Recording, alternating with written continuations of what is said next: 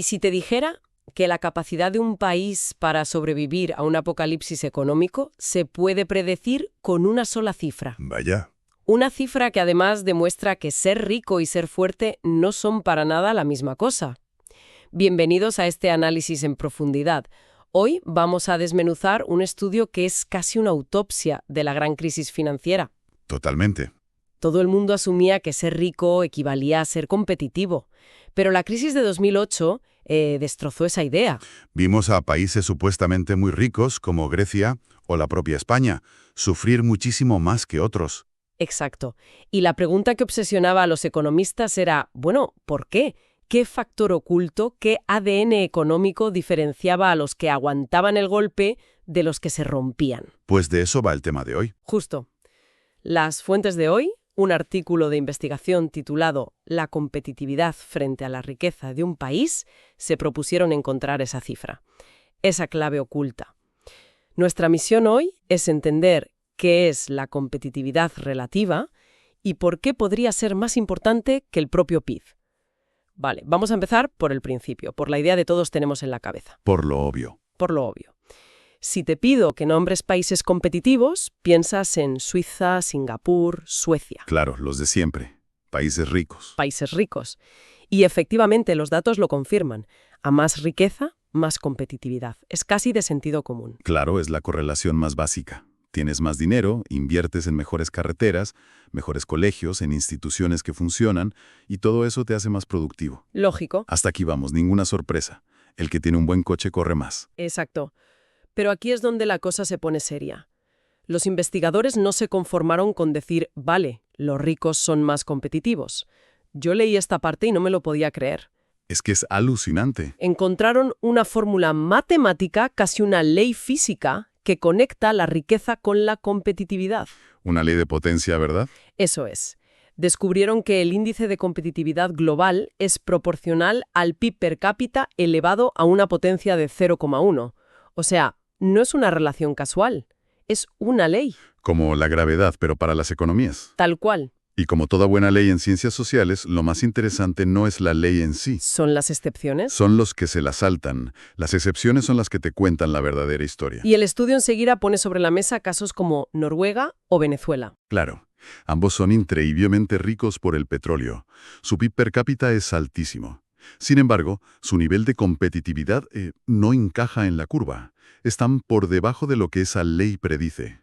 Claro, es lo que el estudio llama una riqueza de fuerza bruta. Justo. No viene de ser más listos, ni más eficientes, ni de tener mejores instituciones. Viene de tener un tesoro bajo tierra. Y esa es la primera gran pista del misterio. Totalmente. Justo ahí. Esa es la primera grieta en la idea de que rico es igual a bueno. Puedes tener mucho dinero por un golpe de suerte, como que te toque la lotería del petróleo. Pero eso no significa que tu casa esté bien construida. Y claro. Y cuando viene el vendaval, la calidad de la construcción importa más que el dinero que tengas en el banco. Totalmente. Y esa distinción nos lleva de cabeza al concepto central del estudio, a la cifra que lo cambia todo. La famosa D. La llaman competitividad relativa, o simplemente el valor de. Y la idea es de una simpleza genial. Mide básicamente si estás haciendo los deberes o no. Eso es. Mide la diferencia entre lo competitivo que un país es en la realidad y lo competitivo que se supone que debería ser, según esa ley matemática, solo por ser así de rico. Muy fácil de entender. Si estás por encima de la línea, tienes un D positivo. Eres el alumno que saca mejores notas de lo esperado. Si estás por debajo, tienes un D negativo. Eres el niño rico que suspende a pesar de tener los mejores profesores particulares. Exactamente. Lo cual convierte una observación estadística, algo académico, en una herramienta de diagnóstico brutal. Desde luego. Te permite mirar más allá del titular del PIB y ver la salud real de la maquinaria interna de un país. Y tiene una utilidad práctica que el estudio deja clarísima, sobre todo para quien quiera invertir dinero. Ah, sí. El ejemplo de Polonia y Croacia es buenísimo. Ponen el ejemplo de Polonia y Croacia en aquel momento. Tenían un PIB per cápita muy parecido. A simple vista, dos países del este de Europa más o menos intercambiables. Pero si mirabas su valor D, la historia cambiaba. Totalmente. Polonia lo tenía positivo y Croacia negativo. Lo que te está diciendo esa cifra es que, con los mismos recursos, Polonia estaba construyendo una economía más sólida, más eficiente. Un inversor que solo mirase la riqueza se estaría perdiendo la mitad de la película. Y probablemente la más importante. Y el caso extremo que mencionan en Europa en ese momento era Grecia. Uf, Grecia. Tenía el valor D más negativo del continente. Era una luz roja parpadeando como una loca. Vale, la herramienta es potente, sin duda, pero esto me genera una duda importante. El estudio usa datos de 2011. ¿Este valor D es una foto fija? Buena pregunta. ¿O nos cuenta algo más? Porque claro, un país puede estar mal hoy, pero estar mejorando a toda velocidad. Esa es la pregunta del millón y la crítica más importante que se le puede hacer al concepto. Tal y como se presenta, el valor D es una instantánea. ¿Una foto? Es una foto de fin de curso que te dice quién ha aprobado y quién ha suspendido ese año. Pero no te dice si el que ha suspendido se ha pasado el verano estudiando y va a remontar. O si el que ha aprobado por los pelos se va a dormir en los laureles. Justo. O sea que no captura la velocidad del cambio. Ujú. Y eso parece una limitación bastante gorda, ¿no? Un inversor podría mirar el D positivo de un país que en realidad está a punto de estancarse y tomar una mala decisión. Podría. Por eso, el valor D no es una bola de cristal. Es más bien un chequeo médico. Vale. Te da una visión muy clara del estado de salud actual. Te dice, cuidado, este paciente tiene el colesterol por las nubes, aunque no te diga si ha empezado a hacer dieta y a correr. Entiendo. Estar por debajo de la media no es una sentencia de muerte si estás implementando las reformas correctas. Por eso, lo ideal sería ver la evolución de esa D a lo largo de varios años para ver la tendencia. Pero como punto de partida, como alerta, es potentísimo. De acuerdo, tenemos una métrica nueva y elegante, con sus limitaciones, pero interesante. Pero seamos sinceros, en economía hay miles de métricas que se quedan en los despachos y no sirven para nada en el mundo real. Cierto. La pregunta clave es, ¿esto predice algo útil? ¿Sirve para anticipar quién se va a llevar el próximo batacazo? Y aquí es donde el estudio de verdad da un golpe en la mesa. Posible. La crisis financiera de 2008 a 2011 en Europa. Exacto. Lo que hicieron fue muy simple. Cogieron a los países europeos y los dividieron en dos equipos. Los buenos y los malos. Los del D positivo, los que rendían por encima de sus posibilidades, y los del D negativo, los que lo hacían por debajo. Y miraron qué pasó con su PIB durante los peores años de la crisis. El resultado es para caerse de espaldas. Es demoledor. Los países con un D positivo, los buenos alumnos, tuvieron una caída del PIB sustancialmente menor. Y no es una simple anécdota, ¿eh? Para nada. Lo validaron estadísticamente, con una prueba, un T-Statistic de 2,57 para los más técnicos, que básicamente significa que la probabilidad de que este resultado sea pura casualidad es bajísima. O sea, es una diferencia real, robusta. Y que demuestra que la competitividad relativa no es una paja mental de académicos, es un chaleco antibalas económico. El hallazgo es potentísimo, sí. Pero de nuevo, como analistas, tenemos que poner el freno un momento y pensar. A ver. Cuidado con la diferencia entre correlación y causalidad. El valor D predice quién aguanta mejor el golpe, eso está claro. La pregunta ¿es el de la causa de que aguanten mejor? ¿A qué te refieres? ¿Qué otra cosa podría ser? Piénsalo así. El valor D es como un termómetro. Nos ha demostrado que los pacientes sin fiebre, los de positivo, aguantan mucho mejor una infección, una crisis, que los que tienen fiebre alta, de negativo. Vale. Pero la fiebre no es la enfermedad, es un síntoma. La enfermedad real son otras cosas. Un sistema judicial que no funciona, una burocracia asfixiante, mercados laborales rígidos, corrupción. Entiendo. Un D positivo es, en realidad, un resumen de que todas esas cosas funcionan razonablemente bien. Esas son las verdaderas causas de la resiliencia. Entendido. O sea, el valor D es un indicador agregado genial, un resumen perfecto de la salud de un país en una sola cifra. Pero no podemos decir que tener un D alto sea la cura. No, la cura son las políticas que te llevan a tener ese D alto. Exactamente. Es una pieza clave del puzzle, un indicador predictivo valiosísimo, pero no es el puzzle entero. Nos dice quién está fuerte, pero para saber por qué hay que seguir investigando. Perfecto. Pues cambiemos de escala. Dejemos la crisis y miremos a largo plazo. ¿Vale? Porque el estudio se atreve con otra de las grandes preguntas, una que todos los políticos prometen resolver. ¿Es posible que un país en desarrollo dé el gran salto y se convierta en un país rico en, digamos, una generación? La eterna promesa del gran salto adelante. Pues el estudio le pone números, y los números son un jarro de agua fría, por no decir un bloque de hielo. Suena poco optimista. La conclusión es que es un evento raro.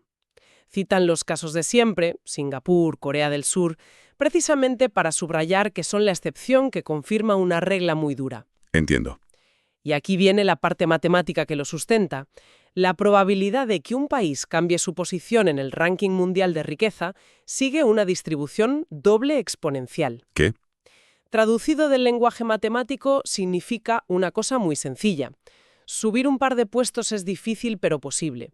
Pero pegar un salto de la tercera división a la primera en 10 años es estadísticamente casi un imposible. Vaya.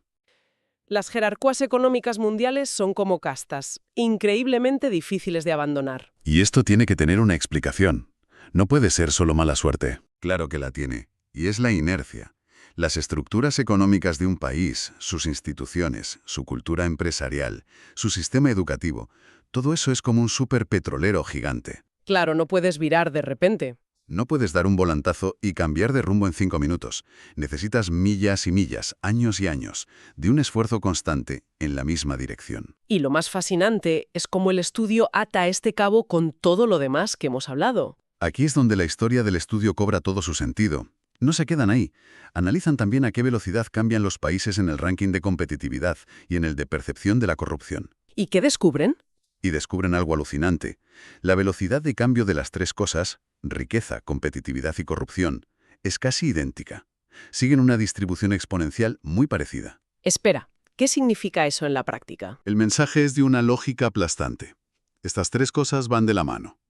No puedes hacerte rico de forma sostenible si no mejoras a la vez y a la misma velocidad lenta tus instituciones, tu eficiencia y, sobre todo, si no luchas contra la corrupción.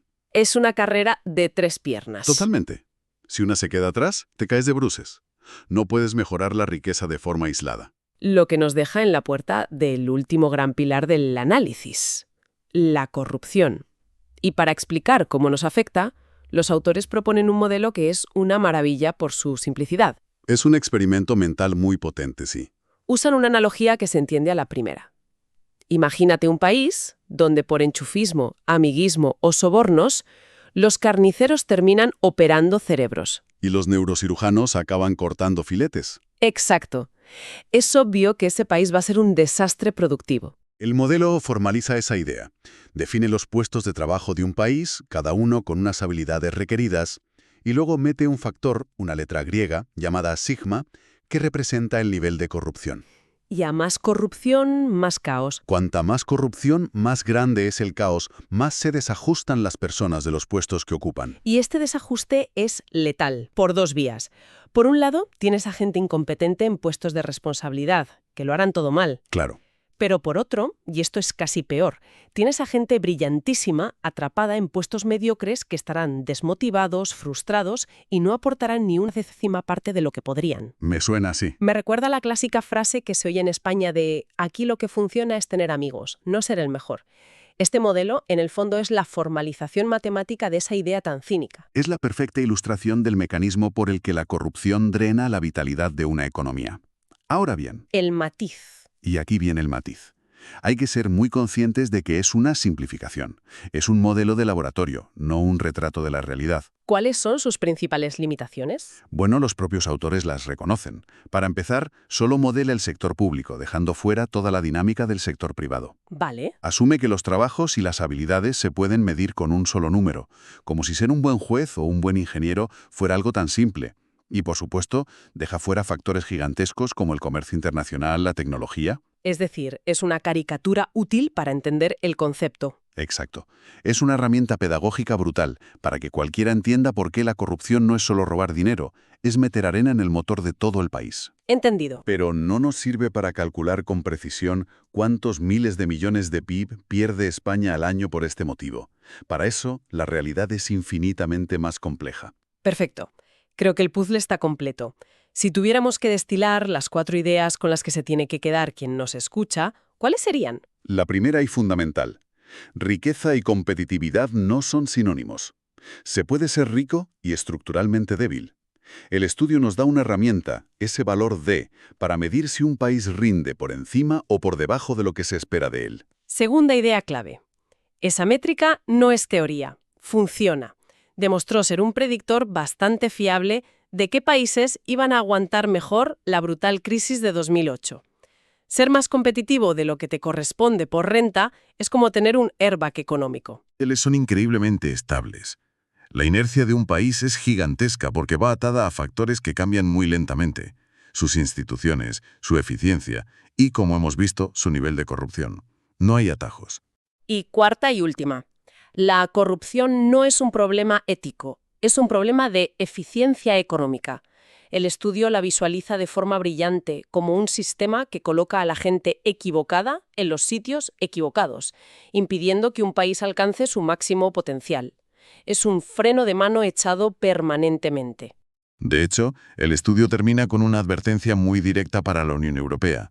Viene a decir que, antes de pensar en una unión fiscal, en compartir más riesgos y recursos, es imprescindible crear un mecanismo común y eficaz de control de la corrupción. Tiene todo el sentido. Porque si no, se corre el riesgo de que los países que hacen los deberes acaben pagando sistemáticamente la factura de la ineficiencia de los que no los hacen. Una advertencia que hoy suena más relevante que nunca. Y todo esto me lleva a una reflexión final. El análisis se centra en países, pero ¿no podríamos aplicar esta misma lógica a otras escalas? ¿Cómo cuáles? Pensemos en empresas de un mismo sector, o incluso a nivel personal, en nuestras carreras. ¡Ostras, es verdad! ¿Cuántas veces vemos en una empresa que el ascenso no se lo lleva el más competente, sino el que mejor navega la política interna? Exacto, Es al mismo principio de mala asignación de talento, pero a microescala. exactamente.